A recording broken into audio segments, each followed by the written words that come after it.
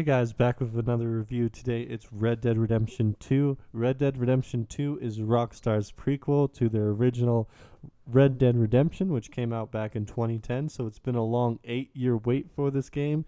And I have to say, it's well worth the wait. This game is incredible. The first thing I want to start off by saying is this game worth your money and is it worth your time? And I would say that depends on what type of gamer you are. If you're somebody that's interested in multiplayer games, this is not really the game for you.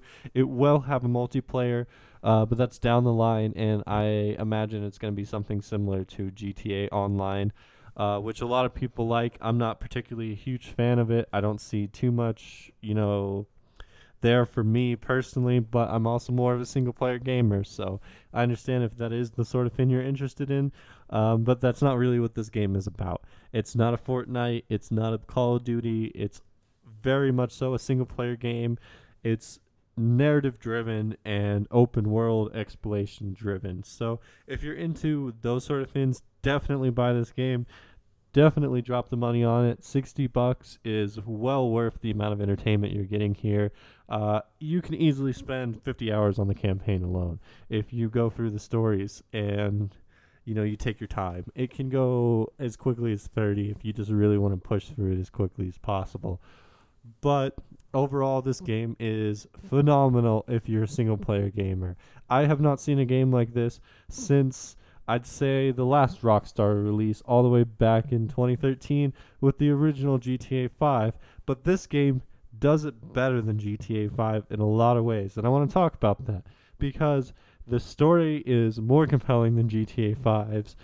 It's less confusing with them focusing on only one protagonist instead of three. It was a cool idea when they did that with GTA 5, but I think focusing on Arthur is a lot better than trying to branch out and have a bunch of protagonists to try and follow.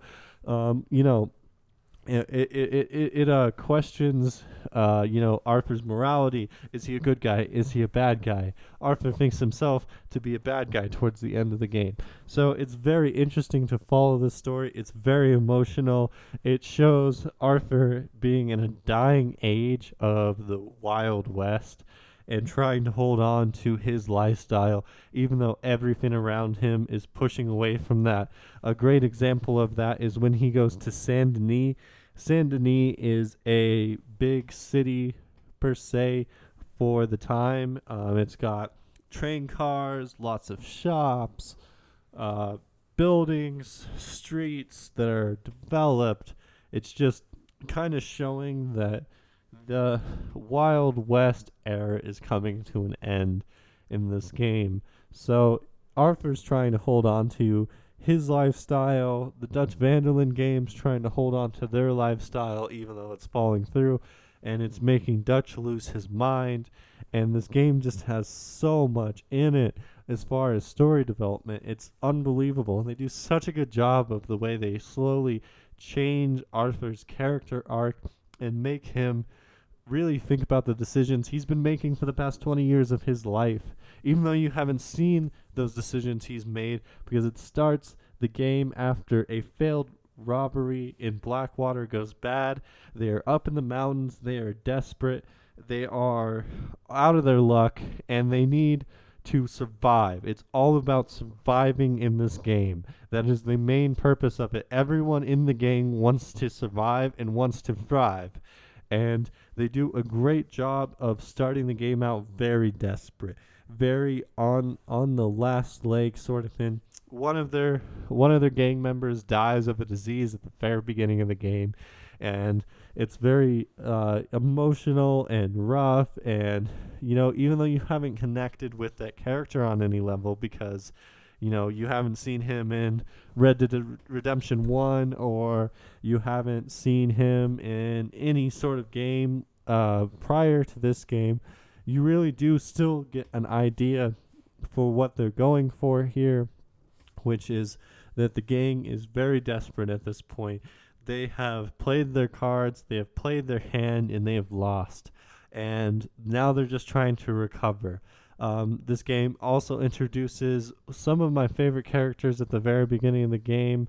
It introduces Lenny. I love Lenny. He's a great character. he really, makes me like him as we go on with the game. And then there's also uh, Sadie Adler, who is also a great character. She's one of my favorite characters too. And they introduce her right in the beginning of the game, and they show her life, how it's gotten desperate and rough, and how she needs the gang to help her. And she just had her husband murdered, and she lost everything. Her home got burnt down, and it just shows a crazy impact that this has on her life as she turns from a normal hardworking American into a cold-blooded bounty hunter killer as the game goes on. It just does a great job of showing the desperation of these people in this gang, especially with Dutch. I personally am not a huge fan of Dutch. I think he's very manipulative, and I think this banner that he puts around himself starts to fall down and shows really who he truly is, which Arthur comments on multiple times throughout the story, about how he may have been following somebody that's not really who he thought he was following a long time. 20 plus years he followed Dutch just for him to realize, maybe Dutch isn't the person he said he was at all. So this game really has a crazy complex story. It's honestly better than a movie. If you can sit through this whole game and not get bored, it is better than any movie I've ever seen. This game's story is absolutely phenomenal. It just does a great job of telling a good story. It starts off with people being desperate, and then it moves on to them finally getting onto their feet a little bit, and then it knocks them back down again. It does stumble a little bit in, I'd say, Act 5. It's a little bit weak. I'm not really a huge fan of that section of the game. There's not much to it. It's pretty weak. You go in this island, and you're trying to, I guess, get back after you escaped from Saint Denis, and it's just not very interesting. They don't do a great job of compelling me and making me interested in that particular part of the game. When I was playing through it, I just wanted to get through those missions as quick as possible and get back to the Wild West. That's what I was interested in, and it's really kind of bizarre that they added this to the game in the first place. My only thinking is this did progress the narrative with Dutch van der Linde quite a bit. This game really tries to progress, character arcs, and they do a great job of it. And I think that's what Act 5 was trying to do. I just think it fell a little bit short. So overall, Act 5 is a little bit boring, and the epilogue is also not the greatest. I don't know. The epilogue's alright. It's not nearly as intense as the rest of the game. The epilogue kind of slows down the game, which is okay because it progresses the narrative of John Marston, who is also, a great character, and we follow his story in Red Dead Redemption 1, and we get to see a little bit more of his story at the end of Red Dead Redemption 2. So it's a nice additive, but really it doesn't show too much more to the game. And I don't know, the epilogue and Act 5 are kind of the weakest points in this game, but another character that I really find interesting is Micah. He's a terrible character in a lot of ways, but he's interesting nonetheless. I don't like Micah. I never liked Micah throughout the whole game, but I think he's a very interesting character. And I think he does a good job of being a villain within a bunch of villains, because really no one in the Dutch van der Linde gang is good, but it shows a great example of what it means to survive and, what life is all about. And this game just questions a lot of hard, thoughts and a lot of things that people really just don't exactly understand very well today still, and it questions the American dream, and the story is just incredible. I know that's kind of a bit of a ramble on the story and not a great synopsis of it, but I'm just trying to give you guys a general idea of how crazy epic the story is without it spoiling too much. I know I went into a little bit too much about the epilogue and stuff, so hopefully that didn't spoil it for you, but this game has been out for a little bit over 2 weeks now. So I'm hoping that you guys have already played this game a lot of the way through. by the time you guys are watching this part of the video. Also, I would like to get into the gameplay in the open world because I think that's a big part of this game. It does open world and gameplay better than a lot of other open world games. The immersion is there, it's strong, the NPCs interact with your character. It's in typical Rockstar fashion. They just tuned it up a notch. It's better than Grand Theft Auto 5. The world feels more lived in than Grand Theft Auto 5.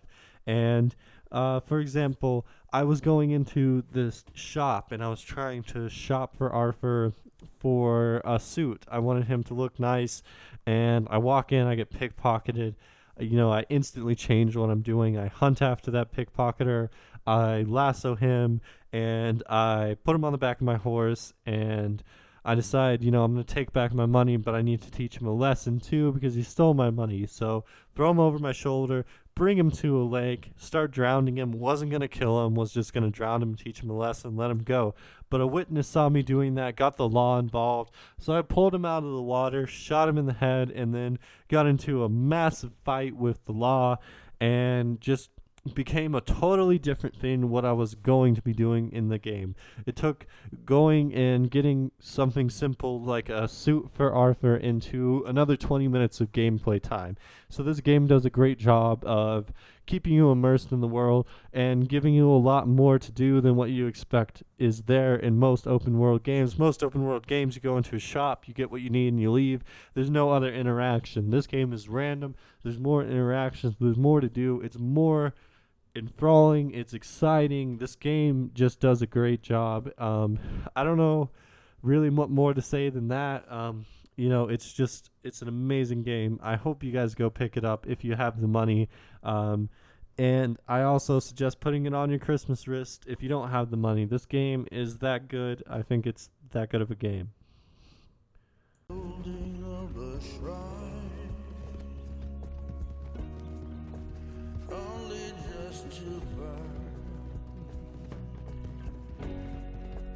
That's the way